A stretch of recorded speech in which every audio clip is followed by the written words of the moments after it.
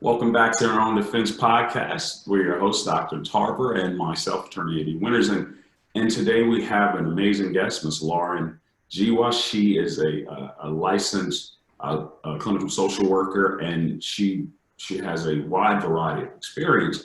But today she's here to help us with avoiding assumption and minimizing misunderstandings. So the next question that I'd like to ask you about is, I like to, I think we should be strategic in our nature as we combine our energies and forces together in a relationship. People should, check out the people's family. And do you think that studying a partner's familial dynamics, their family history, whether it's, illnesses and ailments, or whether or not they have, the cousin they sit on the porch and just let them kind of roam, or does their mom and dad, or the mom and dad together, are they cheating, or all of the, look, I got 18 half brothers and 14 half sisters, and are those relationships, the family design? I know you're not condemned to repeat what your family did, and I know we're part environment and part genetics, but is that a reason and rational approach to understanding someone deeper by studying their family kind of dynamics? Definitely. We are creatures of habit. We're more likely to continue a cycle than break it. And so I definitely think it's important to see if there are red flags in a relationship. Again, if as things are growing and you two are sharing and being vulnerable, you could say your partner says, yeah, my dad, I saw him a couple times during the year, I have 20 siblings. If you see certain things, certain habits, it is important to address it. You may need to seek help. You may need to, again, talk about boundaries. It's really based off whatever you see, right? But again, we are more likely to continue a cycle than to break it. But it is important for us to not really judge the person from how they were raised, because we all have free will. And so I think the real important question is, when you are dating, to ask, if I hear that you had a traumatic background, a traumatic upbringing, it's important for me to ask, well, how have you healed from that? Or how are you healing if you're currently in therapy? Because I can tell you my story. We love to tell the story. It's easy for me to tell the story about how I was hurt than actually do the work to heal.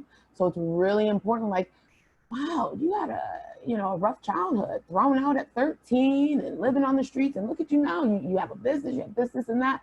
How did you heal from that? What supports did you have? And allow that person to share.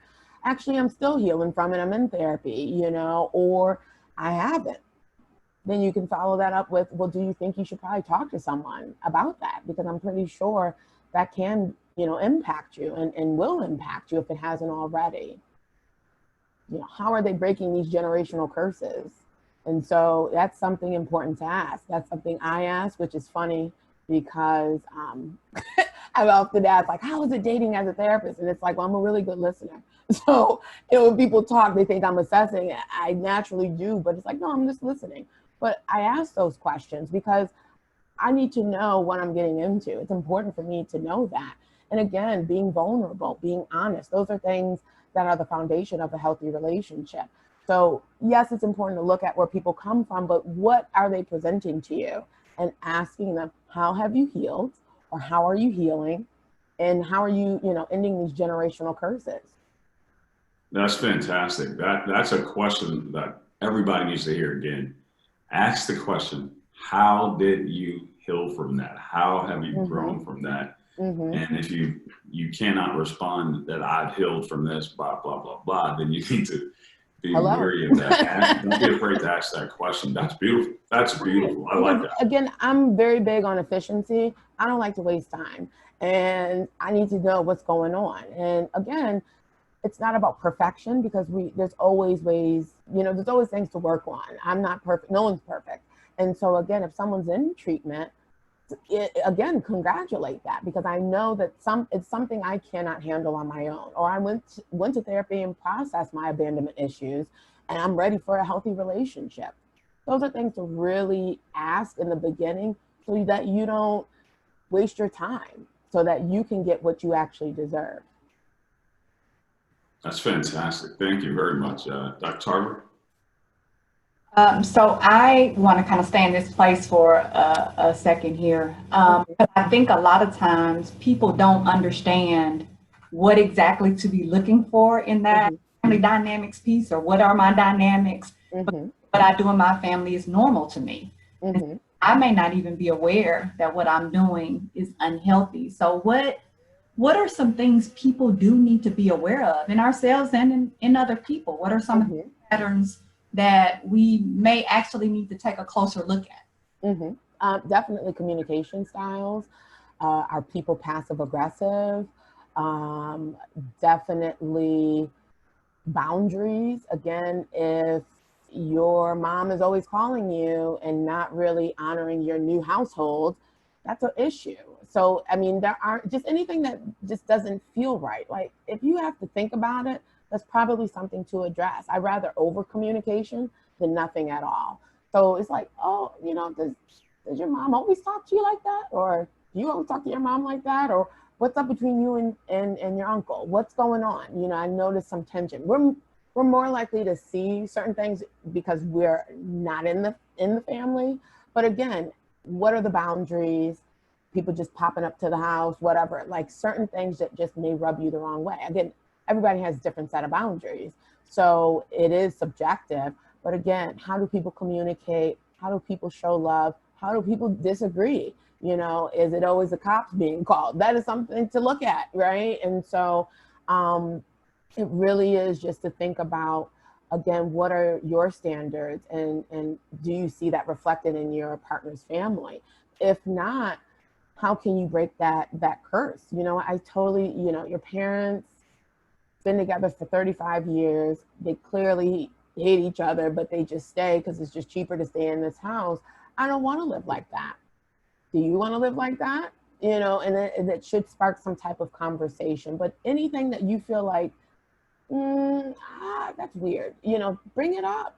And the whole point is to, again, communicate in an effective way. And I think a lot of times people either don't communicate or their delivery is off. So it comes out as judgmental. And then the other person puts up a wall. I can't trust you, or you're judging my family. So again, it's about thinking, how can I communicate certain things that I see that make me uncomfortable? You know, really make me uncomfortable seeing, you know, you and your dad argue. You know, what's up with that? You know, usually people just agree to disagree or just go to a different room. You guys really were going at it. What's happening between you two? And again, for the other person, it's important to be vulnerable and sharing. You know, my dad really wasn't there. He showed up when, you know, I was 18. The work was done. And now he's trying to, you know, be that father figure that I didn't, you know, I needed that when I was 5, not at 18 and 20 years old. So again, it's about being open to those conversations and being open to have those conversations. And so again, anything that just kind of feels off, it probably is, and just address that. That's a good way to look at it, as opposed to, I think, having that laundry list of things that we're going down, check off. Like, let me look at what makes me feel uncomfortable. And so if I see an interaction between you and your family members and something about it, just, we get those feelings maybe in our stomach, or we just kind of like, okay, then we need to listen to that feeling and that. Like, I'm not sure what these dynamics are, but they made me uncomfortable. Can we talk about them? Absolutely trust your gut. You know, I say to patients, I say to my staff, I say to everyone, intuition kept our ancestors alive. So if something feels off, say something, because something is off. And it could just be like, it may not be between you and your partner. It might just be like, okay, I see how your family gets down. You're not like that, but we have to limit how much we visit because I can't tolerate that. That's a conversation, and that's a boundary. So again, trust your gut, because again, our ancestors, there was no internet. There was no none of that. It was, I had to trust my gut. I had to trust my intuition and lead with that. Johnny Winters? Well, there's a question that kind of comes along with all of these dynamics of relationship, Ms. Giwa. There's a there's a website that's what I've been looking at. I didn't want to miss it. I didn't want to put a lot of energy into it, but I think it's important to have this conversation. There's this thing called Progressive_Love Academy, Progressive Love Academy with a Miss Kenya K. Stevens or whatever. And I didn't send you this beforehand, but apparently she's a lady who's married to 2 men or something. She has her first husband, her second husband, as it were. And I'm saying there was a TV show where, I don't know if it was Sister Wives or something, where a man had a relationship and then he brought another woman, and they seemed to both enjoy it, different aspects. One said that she enjoyed having the other partner there to help her with the kids and all of this, and that was a TV show. I'd like us to discuss this polyamory, and if you know what I'm saying the word correctly, that misperception of polyamory is an excuse to cheat on a significant other. Can you describe polyamory or discuss the factors that people should consider before they enter in that kind of dynamic? Yes. So I wrote it down specifically for this, right? What is polyamory? It's just engaging in multiple sexual relationships with consenting adults, right? With everyone having consent. So again, polyamory, everybody is on the same page, and there's nothing wrong liking what you like. Again, assess why you're doing it. Am I doing this because I want to keep my partner and make him happy or make her happy? Or is this, this is actually what I really want. I like those dynamics. So it's really important to think about why you want to be in a polyamorous relationship, as well as, again, communication is of the relationships I've treated that they were in a polyamorous relationship. Communication, was paramount, and that wasn't even the issue that they had. But, communicating, again, having that consent, having boundaries, right? Being safe sexually, or again, what are the boundaries? We're trying to have children. Okay, fine, but again, it is important to have those conversations so that everybody's on the same page. I'm not really for that. You know what? Let me start wrapping this up so you can get what you need and I can get what I need. But there's nothing necessarily wrong with that. Again, it's consenting adults.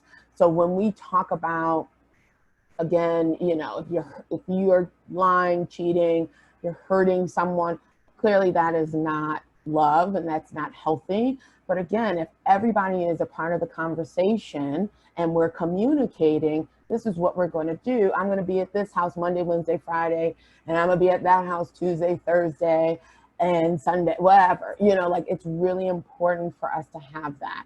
So again, if that is what you want, communicate with your partner. If they don't want it, set them free and find what you want.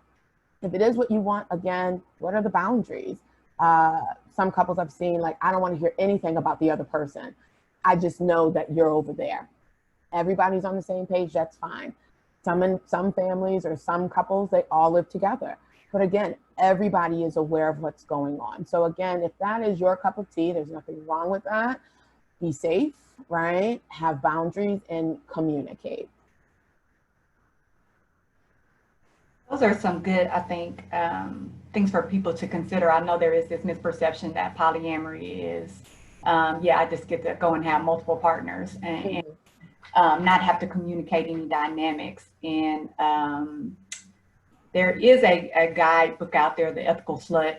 I love it. Which sounds like it would not necessarily be what we are addressing, but it absolutely is an ethical guideline to having these open relationships. So polyamory and other types of relationships, if people feel like they have this abundance of love and they want to be in a lot of open, loving relationships, so and not feel like they're limited to one person simply because that is what's maybe more acceptable to some people. But that they find other opportunities to love people in the way that they want to be loved, and there should not be shame. That should not be, made to feel like it's some outlier and there's something wrong and you need to go get some help. simply how you express your connection and intimacy to other people. And said we need to be able to communicate about that. And there is that perception that there's a lot of communication. A lot of communication and boundaries. Yes, absolutely. To have relationships that are involving multiple people, because we already know how miscommunication can happen with two people.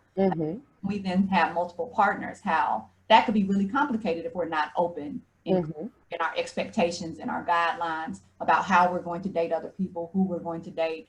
And those conversations are had prior to, as opposed to afterwards. So that is the key. Right? Like, I'm not going to apologize later, like, oh, my bad, but I started. Not polyamorous when you are married and whatever, it's cheating. So again, it's what is the person's intention? And a lot of people don't talk about boundaries and the goal of this relationship. I mean, I meet with a lot of married people, and again, what's the goal of this marriage? And nobody has an answer. But what are your boundaries? We never talked about that. And I'm like, what? So again, it really, have those conversations as soon as possible. Get the awkwardness out, because again, in the long run, it's going to blow up in your face. So why just let us have this conversation? If it's not a good fit, let's move on. Absolutely, I appreciate that. The title of this actually is dealing with understandings.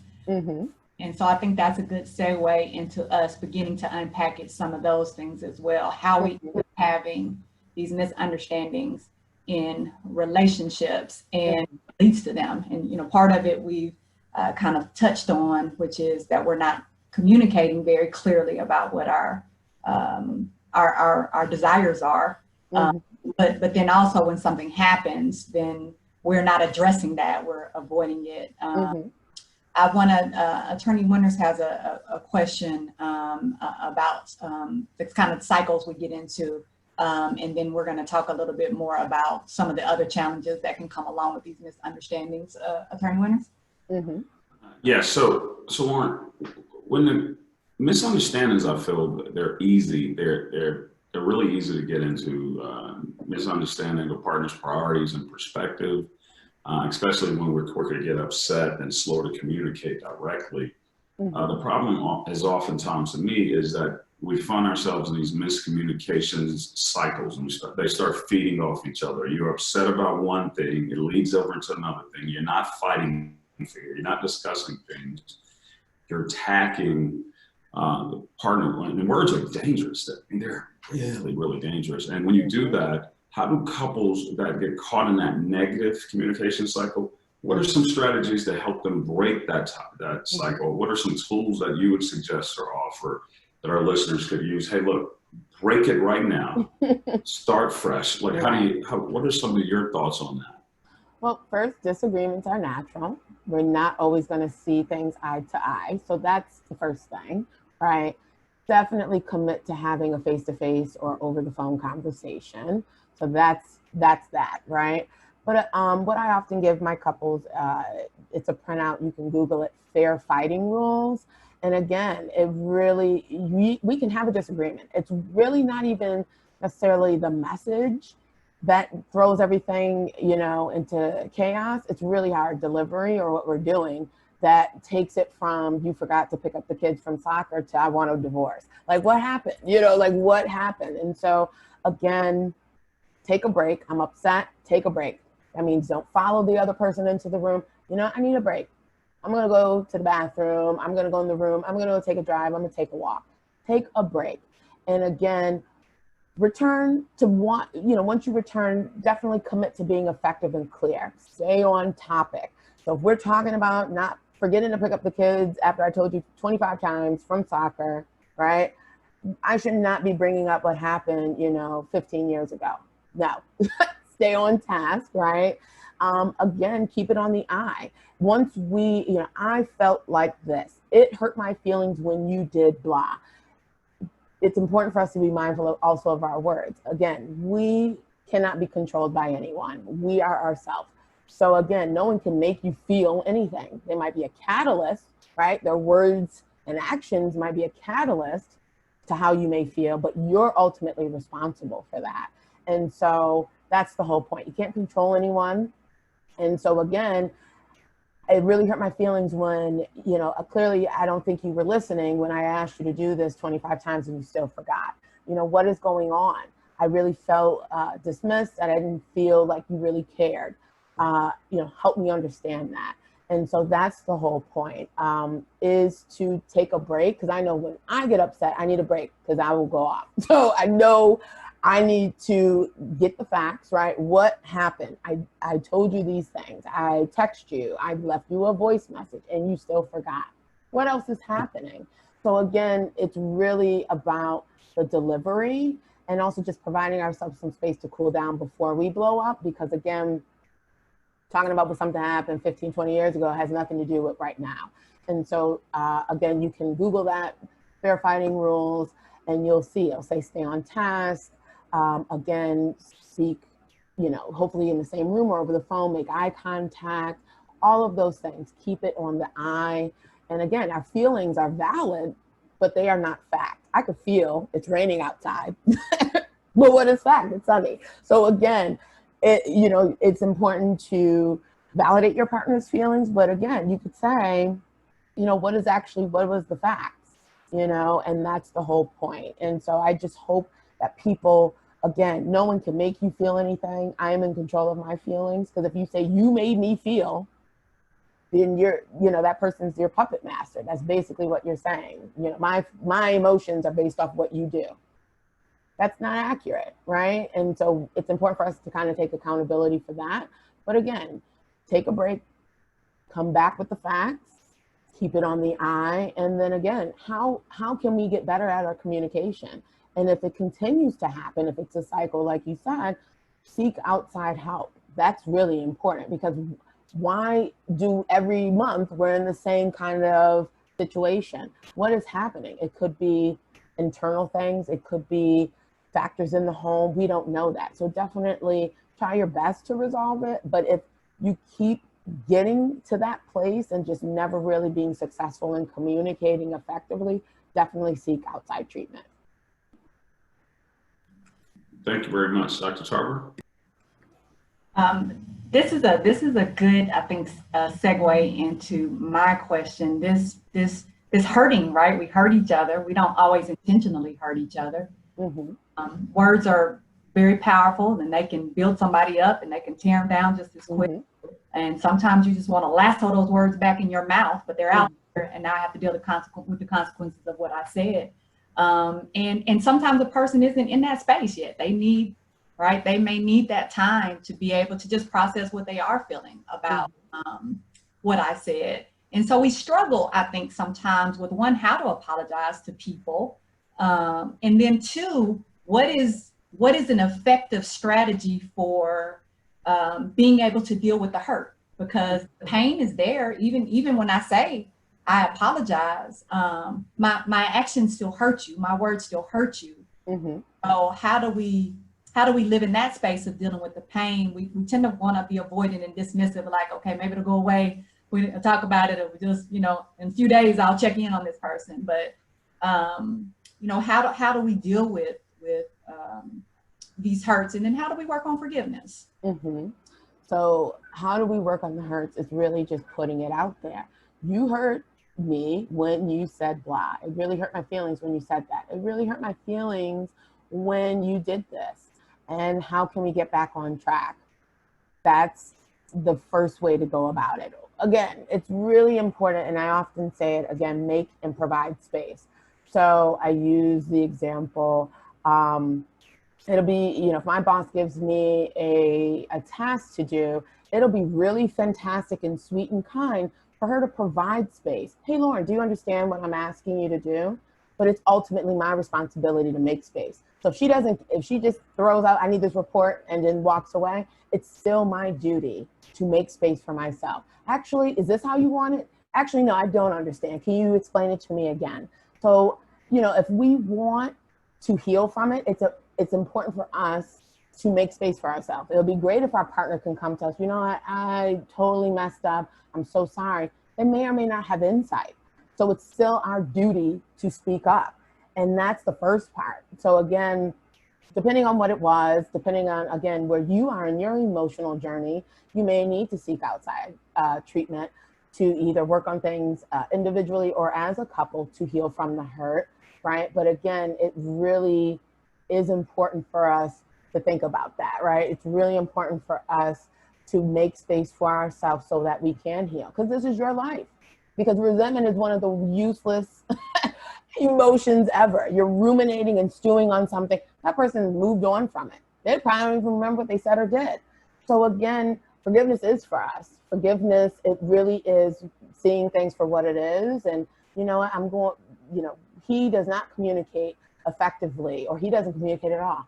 How can I work on this? Let me present that. We definitely have to talk to someone because you don't communicate. If they don't choose to do that, what do I do with that? Do I stay or do I leave? If they do work on it, okay, great. You're making efforts because, again, we want to make this work. So again, it's about committing to change, or we are content with chaos. It's one or the other. You cannot commit to change and be content with chaos. You cannot be chaotic and be committed to change. Like, it's just, it's one or the other. So again, it's up to you to make your space. You can't rely on someone else to provide space, but it is important for our partner to provide space. It's something important for a relationship.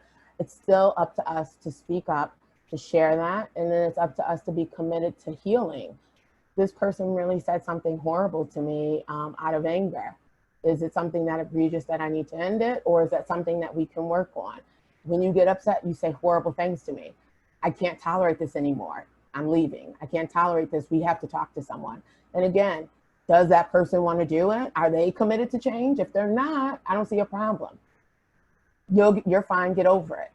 Is that someone that you want to be with anyway? So again, there's a lot of internal work and there's a lot of individual work that you can do. But again, because we're in a partnership, it's important for us to be on the same page so that we can heal and move on from that.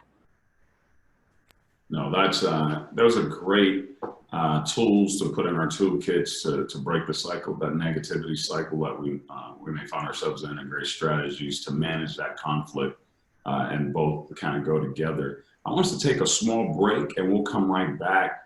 But you're listening and watching In Our Own Defense podcast, Avoiding Assumptions and Minimizing Misunderstandings. Today we have the pleasure and the privilege of having our great guest here, Ms. Lauren Giwa, and she is a licensed clinical social worker, and she's helping Dr. Tarver and I unpack this. We'll be right back in a moment, so stay tuned in Our Own Defense podcast. Thank you.